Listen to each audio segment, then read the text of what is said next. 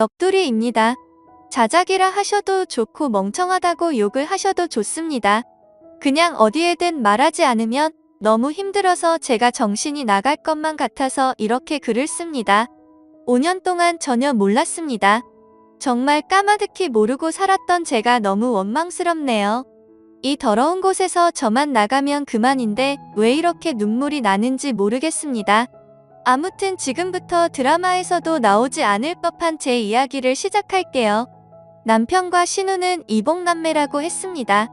저는 남편보다 5살이 많았고 신우는 남편보다 7살이 어렸죠. 남편의 친엄마는 남편이 어릴 때 돌아가셨고 새어머니를 평생 엄마처럼 여기며 살았다고 하더라고요. 그리고 그 새어머니와 친아버지 사이에서 태어난 신우가 있었는데 나이 차이가 많아서 그런지 남편은 살뜰하게 신우를 살폈고 신우는 저랑 나이 차이가 많이 나서 그런지 약간의 어린 행동을 하는 것 외에는 그저 무난무탈한 신우였습니다. 아무튼 신우가 18살 되던 해에 새어머니도 돌아가시게 됐고 건축업을 하시는 아버지는 지방에서 공사가 많아서 한 달에 2~3번 집에 오시고는 했었다고 하더군요.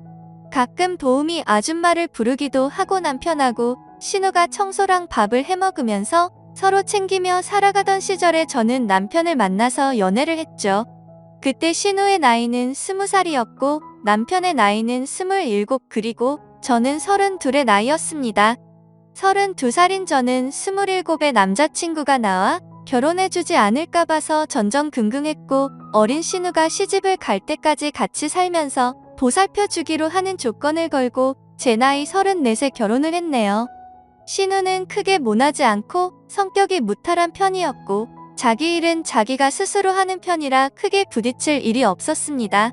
집은 아버님 명의로 된 45평짜리 아파트였고 여전히 아버님은 한 달에 2~3번만 오셔서는 하루 정도 같이 놀고 먹고 자고는 일 때문에 지방으로 가시곤 하셨죠. 29의 남편은 제 남편이라서가 아니라 누가 보더라도 훈훈한 외모에 능력도 매너도 좋은 남자였습니다.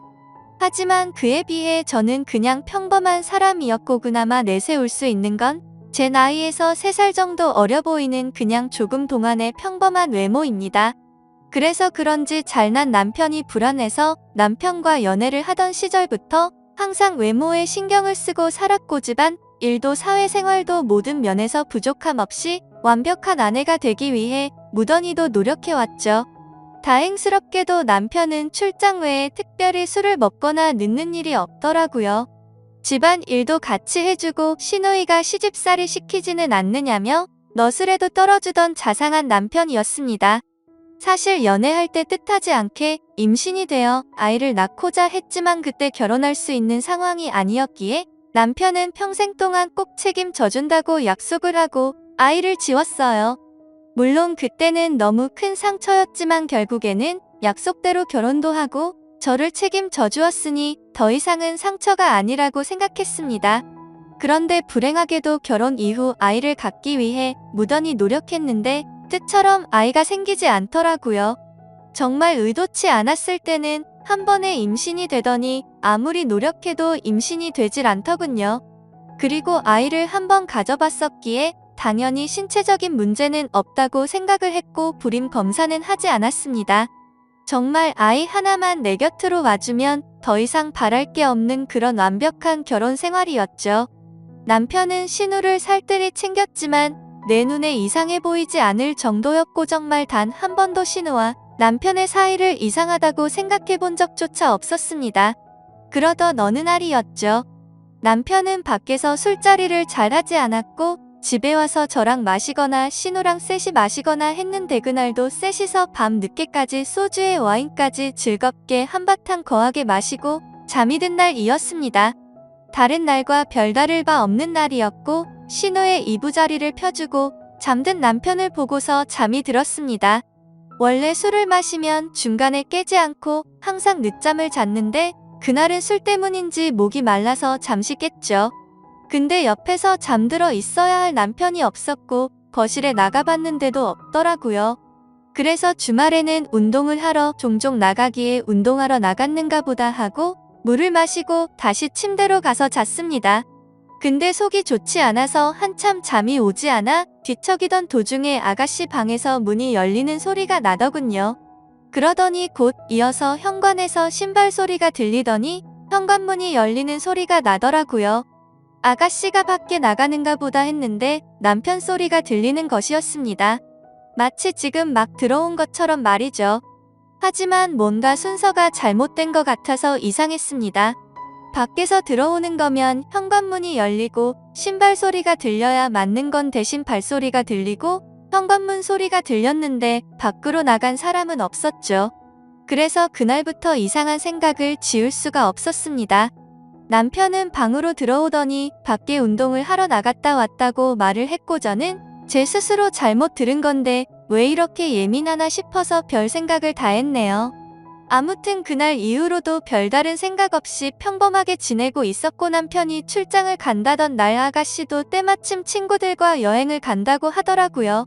그래서 저도 오랜만에 혼자 있는 시간을 만끽하며 휴식을 즐기고 있었습니다. 그런데 그때 때마침 친구에게서 전화가 왔죠. 이태원에서 저와 제 남편을 봤다면서 저를 따라오다가 사람들이 붐벼서 놓쳤다며 지금 어디로 갔냐고 하더군요. 그래서 나는 집에 있고 남편은 출장을 갔다고 말을 해줬습니다. 하지만 나중에 알고 보니 그때 그 당시 남편은 이태원에 있었던 게 맞았고 친구는 남편 옆에 있는 여자를 당연히 저라고 생각을 했었던 거죠. 왜냐하면 시누이도 나와 같은 갈색 머리에 긴 생머리였고 체형도 비슷했으니깐요. 며칠 뒤 남편이 출장이 끝나고 돌아오는 날이었습니다. 저는 아버지께서 입원했다는 소식에 남편에게 전화를 걸어 병원에 가 있어야겠다고 말을 했고 남편은 집에 들렀다가 곧바로 병원으로 온다고 해서 저는 서둘러서 병원으로 갔습니다. 걱정과 달리 다행히도 아버지는 아주 가벼운 부상을 당한 거였고 어머니가 유난을 떠신 거라서 대충 수습을 하고 집으로 돌아갔죠. 남편은 아직까지 집으로 돌아오지 않은 상태였었고 드레스룸에서 옷을 내려놓고 있는데 남편이 들어오는 소리가 들리더라고요. 저는 순간적으로 반가운 마음에 깜짝 놀래켜주고 싶었죠. 그래서 드레스룸 불을 끄고 남편이 거실로 오길 기다렸는데 소리를 들어보니 남편 혼자가 아니더라고요. 순간적으로 저는 옷장으로 몸을 숨기게 되었고 남편은 집안 곳곳 방을 하나하나 열어보며 제가 없음을 확인하는 것 같더라고요. 그러더니 소파에 앉는 소리가 들렸고 두 사람의 대화 소리가 들리는데 정말이지 저는 악몽을 꾸는 것 같았습니다. 이태원의 그 맛집은 과대평가가 됐다면서 이번에 갔던 여행은 너무 즐겁긴 했는데 혹시나 언니가 의심하진 않을까? 이런 소리가 들리더라고요. 그러자 남편은 그 여자 미련해서 모른다면서 무슨 일 생기면 자신이 다 책임질 테니 걱정 말라고 하더군요. 너무 억울하고 화가 나서 눈물이 났고 도저히 참을 수 없는 분노의 이성의 끈을 놓아버린 저는 문을 열고 거실로 나갔습니다. 그러자 남편과 신우는 깜짝 놀라서 저를 쳐다보는데 정말 짐승이 따로 없는 것 같았습니다. 저는 남편의 멱살을 잡고 어떻게 된 거냐고 소리를 질러댔고 저를 뿌리치더니 그 둘은 아무 말 없이 집을 나가더군요. 그날 이후로 이틀 동안 그 둘은 돌아오지 않았고 제 연락도 받지를 않았습니다. 그래서 저는 이틀 동안 연차를 쓰고 집에만 있다가 3일째 되는 날 출근을 했죠. 그리고 퇴근하고 집에 돌아와 보니 제가 출근한 건 어찌 알았는지 집에 다녀간 흔적들이 보였습니다. 그렇게 남편을 기다린 지 5일 만에 남편이 집으로 들어와서 얘기를 하자며 들어오더라고요. 저는 그 기간 동안 마음을 좀 추스린 상태였고 차분히 대화를 하자고 하니 남편은 입을 열었습니다. 신우는 아무 잘못이 없고 지금 벌어진 모든 일은 다 자기 잘못이라고 하네요. 신우는 사실 새어머니가 데리고 들어온 갓난아이였고 자신 아버지의 피가 섞이지 않았답니다. 새어머니를 받아들이지 못하는 할머니 때문에 애를 낳아왔다고 아버지가 거짓말을 한 것이었대요.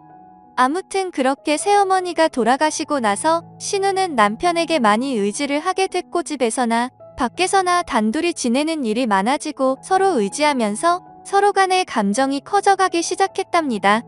그때 서로의 마음을 알게 됐을 때가 신우가 대학생이었고 남편은 군대를 전역했을 때였다고 하더라고요.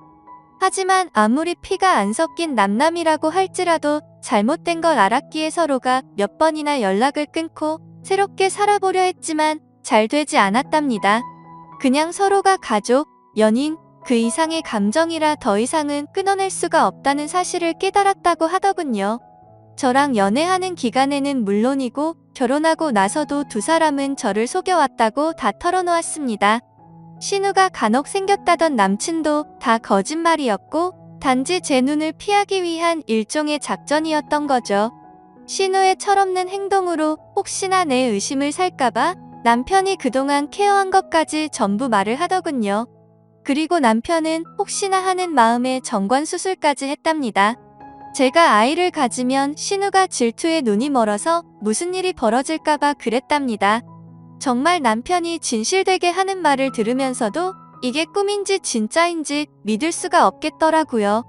순순히 자기 입으로 시인을 했지만 간통죄가 없어졌으니 이 둘을 감옥으로 보낼 수도 없는 노릇이었습니다.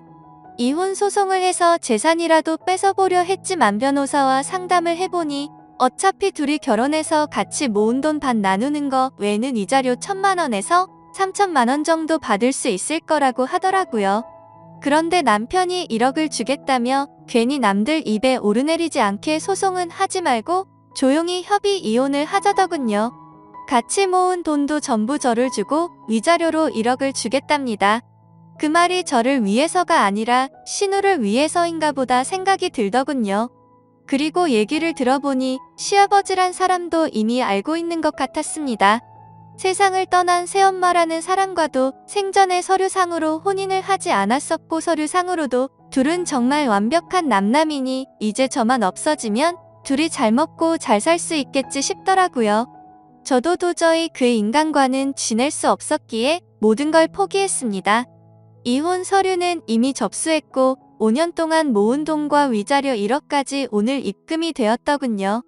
저와 대화한 이후로 남편과 신우는 단 한 번도 집으로 들어오지 않았고 저는 이제 제 옷가지들만 싸서 이 집에서 나가면 되는데 왜 이렇게 가슴이 먹먹하고 찢어질 것 같은지 모르겠네요. 우리 부모님께서는 아직 이 사실에 대해서 전혀 모르시는 상황이고 제 친구들도 아무도 모르는데 저는 어디로 가서 울어야 할지 모르겠습니다.